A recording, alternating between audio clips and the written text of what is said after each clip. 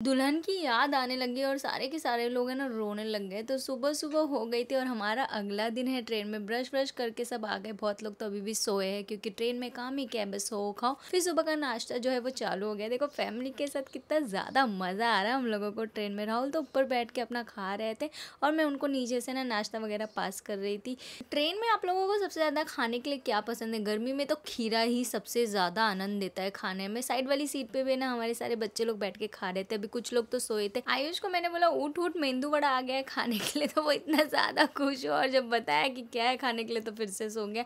फिर मैं आके मेरी मम्मी पापा के साथ बैठी ही थी कि उतने में हमारे घर की महारानी आ गए और मुझे हटाने लग गई वहाँ से।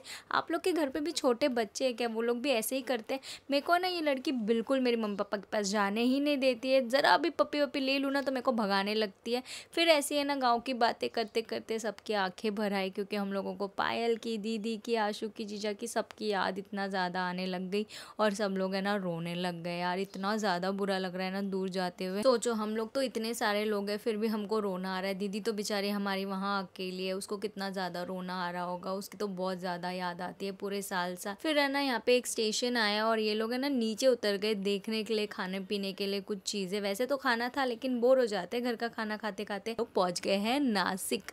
आप लोग में से कौन कौन नासिक में रहता है ज़रा बताना, नासिक का फेमस चीज़ क्या है? फिर सारे बच्चे है ना खाना पीना खा के मस्त एंजॉय करके लूडो खेल रहे थे। मेरी शादी के बाद है ना पहली बार मैं ऐसे मेरे पूरी फैमिली के साथ है ना ट्रेन में ट्रैवल कर रही हूँ और इतना ज़्यादा मज़ा आ रहा है ना तो क्या ही बताओ। वरना तो अपने ससुराल वालों के साथ ही मैं ट्रैवल करती हूँ मोस्टली। फिर है ना इतनी गर्मी हो रही थी कि आइसक्रीम तो बनता ही है, तो राहुल ने ना सबके लिए एक एक कुल्फी लिया और ये कुल्फी ने ना हमारे अंदर की गर्मी पूरी मिटा दी। फाइनली हमारा स्टेशन आने वाला है और हमारा स्टेशन जो है ना वो लास्ट होता है, तो सारा सामान वामान बाहर निकाला और इधर सास और दामाद का देखो कैसे मस्ती चालू है। अब इतने सारे लोग हैं तो लगेज भी इतना सारा होगा ही, तो सारा लगेज नीचे उतारा और फाइनली हम लोग पहुंच गए हैं मुंबई में। मुंबई में ना ठंडी ठंडी हवा चल रही थी तो इतनी अच्छी हवा देख के ना मजा ही आ गया। गाँव में तो भाई साहब लू चल रहा है। इधर देखो सोनू भी अपना काम कर रही है, थोड़ा बहुत सामान उतार के नीचे लेकर आई और मुंबई पहुंच के एक अलग सी फीलिंग आ रही है। फिर ये लोग सब जा रहे थे अपने अपने घर, मम्मी पापा अपने अपने घर और हम लोग निकल गए अपने घर जाने के लिए।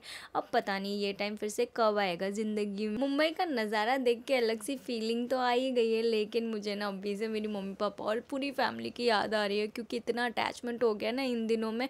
ऐसा होता है ना, फिर थोड़ा दूर जाओ तो तकलीफ तो होता ही है लेकिन आदत हो जाएगी। फिर पहुंच गए घर पे और मेरी नन्ना जी ने हमारा दरवाज़ा खोला। मैंने पैर वैर पड़ा घर का और अंदर घुस गई। फिर हम लोगों के लिए लेकर आई मनीषा टैंक, क्योंकि इतनी गर्मी थी तो थोड़ा ठंडा बनता है।